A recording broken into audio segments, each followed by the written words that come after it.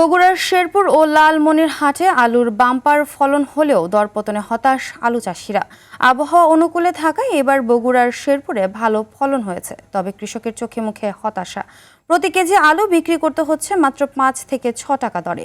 অন্যদিকে আলু বিক্রি করে উৎপাদন খরচ উঠবে কিনা এমন দুশ্চিন্তায় ভুগছে লালমনিরহাটের প্রান্তিক চাষিরা। প্রতিনিধিদের পাঠানো তথ্যচিত্রে আরও জানাচ্ছেন লিওন আজাদ। 34, 35 সানবিট 1 চামচে 30+ বাসন পরিষ্কার। এবছর মাঠে আলু তোলার আনন্দ অনেকটাই ম্লান, কেননা দাম নেই আলুর। পাইকারিতে প্রতি কেজি 5 থেকে 6 টাকা দরে বিক্রি হচ্ছে, অথচ উৎপাদন খরচ হয়েছে কেজিতে 13 টাকা। গেল বছরও আলুতে লোকসান দিয়েছেন চাষিরা। এ অবস্থায় বগুড়ার শেরপুরের অনেক কৃষকই পুঁজি হারিয়ে সামনে ফসল চাষ নিয়ে রয়েছেন দুশ্চিন্তায়। গতবারও লস, এবারও লস। তার কৃষকের আবাদই শেষ।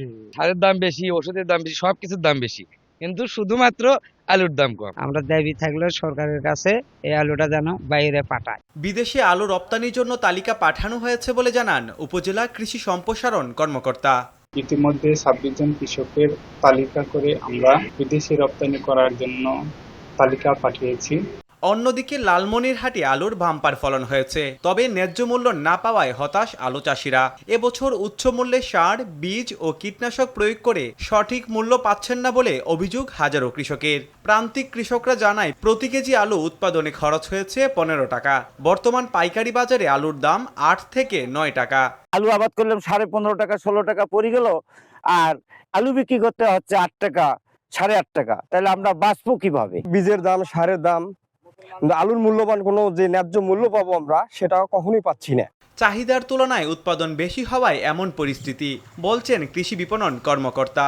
লালমনিরহাটে যে আলুর উৎপাদন হয় সেটা চাহিদার তুলনায় কিন্তু অনেক বেশি উৎপাদন হয়। কোনো জিনিসের যদি উৎপাদন বেশি হয় চাহিদার তুলনায়, সেক্ষেত্রে কিন্তু তার মূল্যটা এমনিতেই কমে যায়। কৃষকদের উৎপাদিত আলু দেশের বাইরে রপ্তানি করে ন্যায্য মূল্য পেতে ব্যবস্থা গ্রহণ করবে সরকার, এমনটাই দাবি জেলার আলু চাষিদের। Leon Azad, RTV।